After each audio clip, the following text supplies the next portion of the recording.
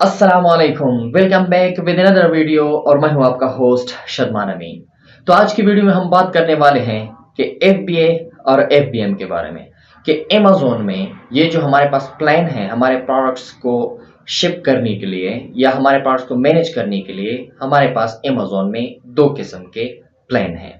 एक है एफबीए और एक है एफबीएम।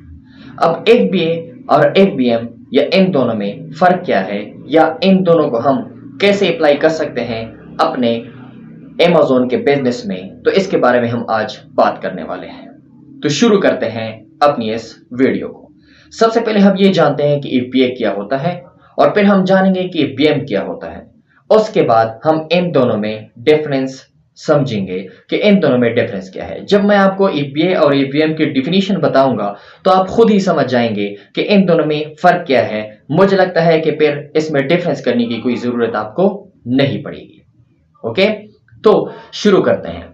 एफबीए का मतलब है फुलफिलमेंट बाय अमेज़न और एफबीएम का मतलब है फुलफिलमेंट बाय मर्चेंट। अब ईवीएम में क्या होता है?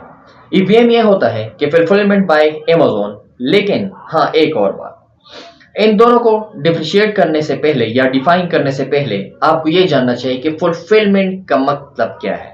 Fulfilment, what is mean by fulfilment? Fulfilment का मतलब यह है कि आप अपने प्रोडक्ट को एंड यूजर तक या एंड कस्टमर तक पहुंचाएंगे कैसे, इसको कहते हैं फुलफिलमेंट। मतलब आप पिक कैसे करेंगे, आप पिक कैसे करेंगे और आप उसको शिप कैसे करेंगे, किस मीडिया के थ्रू या किस चैनल के थ्रू अपने इस प्रोडक्ट को अपने एंड कस्टमर तक पहुंचाएंगे कैसे, इसको कहते हैं फुलफिलमेंट। अब फुलफिलमेंट करने के दो तरीके आ गए, फुलफिलमेंट बाय अमेज़न और fulfilment bye merchant. Fulfilment bye Amazon में ये होता है या एफबीए जिसको शॉर्ट में कहते हैं, एफबीए में ये होता है कि आप प्रोडक्ट्स को, मतलब आपके पास जो प्रोडक्ट्स होते हैं, आपने जो प्रोडक्ट्स लिए होते हैं सप्लायर से या मैन्युफैक्चरर से, सही है, या डिस्ट्रीब्यूटर से आपने जो प्रोडक्ट्स लिए होते हैं उनको आप अपने एंड यूजर तक इसमें कैसे पहुंचाते हैं।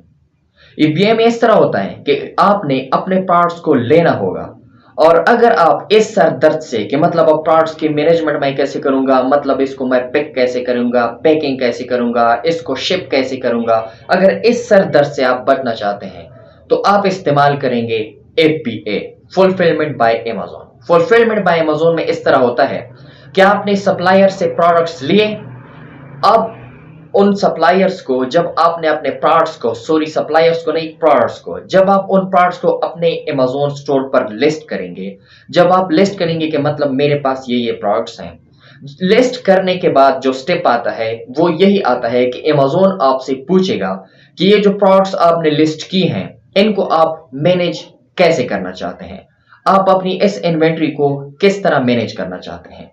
वहां पर आपको दो ऑप्शन मिलेंगे, एक होगा एफबीए का और एक होगा एफबीएम का। अगर आपने एफबीए चूज किया, जब आप एफबीए चूज कर लेते हैं तो अमेज़न आपको मुख्तलिफ किस्म के एड्रेसेस देगा अपने वेयर हाउसेस के। फॉर एग्जांपल, अगर आपका स्टोर यूनाइटेड स्टेट में है, अगर आपका स्टोर यूनाइटेड किंगडम में है, अगर आपका स्टोर यूएई में है, मतलब जिस कंट्री में भी है, तो उस कंट्री में अमेज़न के अपने वेयर हाउसेस होते हैं जहां वो अपने प्रोडक्ट्स को रखते हैं, मतलब अपने सप्लायर्स के प्रोडक्ट को रखते हैं और फिर वहां से कस्टमर तक पर वो उनको पहुंचाते हैं। सही है। अब जब आपने अपने प्रोडक्ट्स को लिस्ट किया और आपने एफबीए चूज किया कि मैंने एफबीए करनी है, मतलब फुलफिलमेंट बाय अमेज़न करनी है, तो वो आपको मुख्तलिफ एड्रेसेस दे देगा। प्रोडक्ट्स को लिस्ट करने के बाद, प्रोडक्ट को लिस्ट करने से पहले ये ऑप्शन आपके पास नहीं होता, सही है। जब आप अपने प्रोडक्ट्स को लिस्ट करेंगे तो फिर वो आपसे पूछेंगे कि आप अपने प्रोडक्ट्स को किस वेयर हाउस में, मतलब यूनाइटेड स्टेट में है आपका स्टोर, तो यूनाइटेड स्टेट में आप कौन से वेयर हाउस में अपने इन इन्वेंट्री को या इन प्रोडक्ट्स को भेजना चाहते हैं। तो उनमें से कोई एक एड्रेस आपने चूज करना है और फिर अगर सामान आपके पास है तो डायरेक्टली आपने वो एड्रेस दे देना है, वहां से आपने अपने सामान को भेजना है। अगर आपकी इन्वेंट्री, आपके प्रोडक्ट्स या आपका जो प्रोडक्ट है वो आपके पास नहीं है बल्कि सप्लायर के पास है, तो आपने वो एड्रेसेस सप्लायर को बताने हैं। सप्लायर उन्हीं एड्रेसेस पर आपकी इन्वेंट्री को बेच देगा, शिप कर देगा।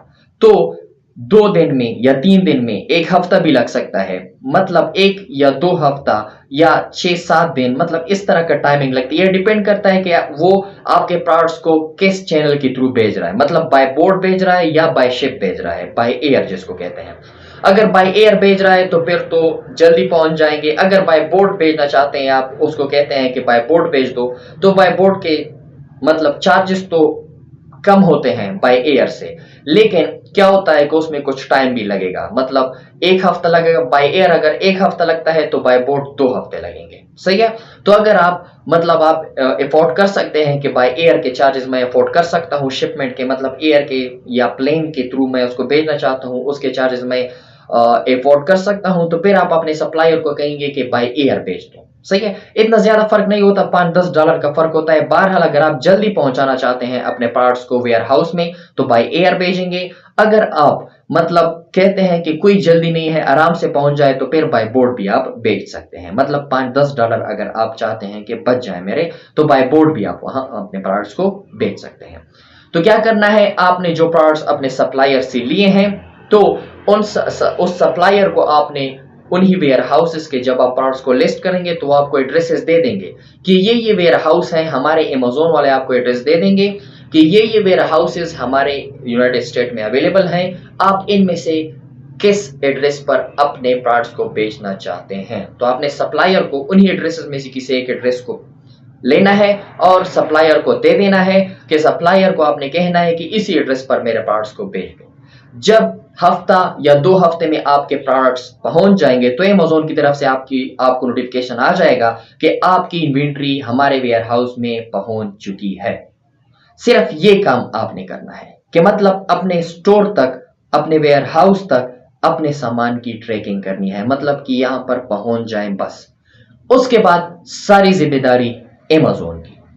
अगर आपके प्रोडक्ट पर ऑर्डर प्लेस होता है तो वो अमेज़न मैनेज करेगा, मतलब उसकी शिपमेंट, उसकी पैकिंग, ये तीनों चीजें, ये सारी चीजें अमेज़न खुद करेगा, खुद मैनेज करेगा और एंड यूजर तक पहुंचाएगा भी। और इसके अलावा रिटर्न फी भी वो खुद ही जमा करेगा, वो खुद जमा नहीं करता। फॉर एग्जाम्पल, आपने $500 का सामान खरीदा है या $1000 का सामान खरीदा है, 1500 या 2000 जितनी भी डॉलर के प्रोडक्ट्स आपने खरीदे हैं। सही है। अब उनमें से क्या होगा कि फॉर एग्जांपल $1000 के प्रोडक्ट्स आपने ले लिए। अब क्या होगा कि जब ये भी पॉसिबल है ना कि मतलब आपके प्रोडक्ट्स को कोई कस्टमर खरीदे लेकिन उसको पसंद ना आए, वो फिर रिटर्न भी करेगा। तो अमेज़न वाले क्या करेंगे कि आपके प्रोडक्ट्स में, फॉर एग्जांपल आपका एक प्रोडक्ट है $50 का, सही है, आपने उसको मतलब जो आपने मार्जिन के साथ मार्जिन लगा के, अपना प्रॉफिट लगा के आपने उसको $80 पर बेचा है। सही है। तो ये 80 के $80 आपको डायरेक्ट नहीं मिलेंगे। सही है। क्यों? क्योंकि अगर वो कस्टमर जो था, एंड कस्टमर जो था जिसको अमेज़न ने वो प्रोडक्ट्स भेजे हैं, अगर वो रिटर्न करना चाहे तो उसकी फी भी अमेज़न आपसे रख लेगा। मतलब $80 है, आपको वो देगा कितने, आपका प्रोडक्ट जब परचेस हो जाए, प्लेस हो जाए, ऑर्डर प्लेस हो जाए, तो कस्टमर जो होगा वो पेमेंट करेगा आपको $80, लेकिन आपके अकाउंट में आएंगे मतलब 50 का। तो आपने मतलब वो क्या होता है कि प्रॉफिट, विदाउट प्रॉफिट आपने कॉस्ट जो है प्रोडक्ट की वो $50 है।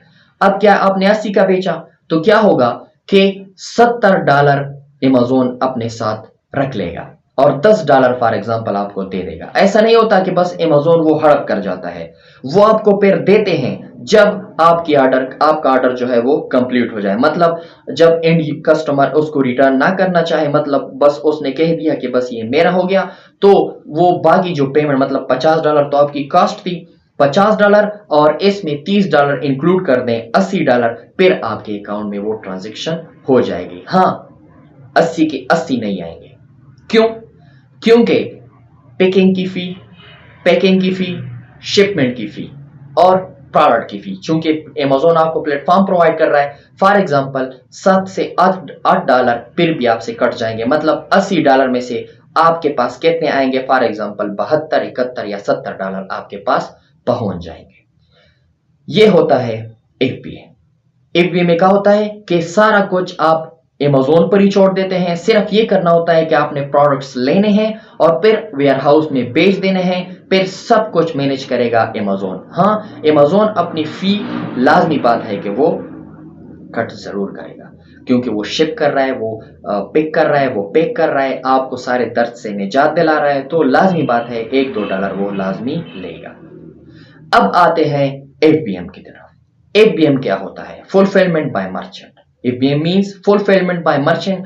FBM में क्या होता है कि आप अमेज़न पर सब कुछ नहीं छोड़ते, मतलब आप ये कहते हैं कि अपनी इन्वेंट्री की, अब मेरे पास जो प्रोडक्ट्स हैं वो सब, उन सब की पैकिंग, शिपमेंट सब मैं खुद ही करूंगा, मतलब किसी और को इसको मैनेज करने की जरूरत नहीं है। तो फिर आप क्या चूज करेंगे? फिर आप चूज करेंगे FBM। अगर आप चाहते हैं कि नहीं, मैं सारी इन्वेंट्री मैनेज नहीं कर सकता, मतलब मैं सिर्फ प्रोडक्ट्स ले सकता हूं, फिर वेयर हाउस बेच दूं और फिर सारा मैनेजमेंट अमेज़न करेगा, तो आप चूज करेंगे FBA। लेकिन अगर आप चाहते हैं कि नहीं, मुझे FBA नहीं FBM चाहिए, मतलब मैं खुद ही सब चीज को, अगर आप एक्सपीरियंस लेना चाहते हैं, सही है, एक्सपीरियंस के लिहाज से FBM अगर आप लेना चाहें तो फिर बहुत ही अच्छा है। लेकिन FBM क्या होता है कि फिर सर दर्द बन जाता है आपके लिए, कि मतलब सारी चीजों को आप खुद ही मैनेज करेंगे, मतलब आपने जब तक लिस्टिंग करने के बाद भी सारा कुछ आप खुद ही मैनेज करेंगे, सही है। लेकिन अगर मैं आपके अमेज़न की बात करूं तो अमेज़न पर ज्यादातर आपको FBA वाले मिलेंगे, FBM वाले बहुत ही कम मिलेंगे, सही है। तो मैं जो रिकमेंड करूंगा, अगर आप अमेज़न पर बिजनेस करना चाहते हैं तो FBA ही यूज करें, FBM आपके लिए मुनासिब नहीं होगा। तो आज के लिए इतना ही। Thanks for watching the video. Please subscribe my channel and press the bell icon, ताकि आपको मेरे वीडियोस की लेटेस्ट नोटिफिकेशन पहुंच सके। इस तरह की इंफॉर्मेटिव वीडियोस, अगर ई कॉमर्स से रिलेटेड या IT डिजिटल स्किल से रिलेटेड आप कोई भी स्किल सीखना चाहते हैं, या आप ये चाहते हैं कि मतलब मैं डिजिटल अर्निंग कर सकूं, तो मेरे चैनल को लाजमी सब्सक्राइब करें, कमेंट करें और मेरे वीडियो को शेयर करें। मिलते हैं नेक्स्ट वीडियो में, तब तक के लिए अल्लाह हाफिज।